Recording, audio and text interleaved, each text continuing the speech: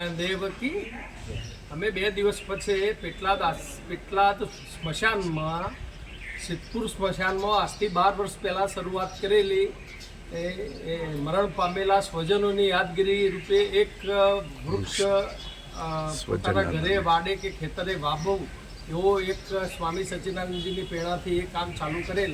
તો અત્યાર સુધી 8000 ઝાડ લોકો લઈ રહ્યા છે અને પોતાના સ્વજનોની યાદગીરી રીતે માટે સ્વર્ગ સ્મૃતિ વન તરીકે પોતાના રીતે ઉછેર કરેલ છે. તો એની શરૂઆત પેટલાદમાં બાપાના હાથે બનાવેલ 1 રૂપિયામાં ચાલતું સ્મશાન અમારા ચિરાગભાઈ સંભાળે છે ને આવતીકાલથી એ સ્વર્ગ સ્મૃતિ વનના ભાગરૂપે એક ઝાડ પોતાના સ્વર્ગવાસ થયેલા સ્વજનના યાદગીરીમાં શરૂઆત કરશે. એની શરૂઆત આજે હું આ એક ઝાડ આપી અને ચિરાગભાઈ સાથે કરાવી રહ્યો છું. Green global brigade thank you. અને ચિરાગભાઈ આ બધું સંભાળશે.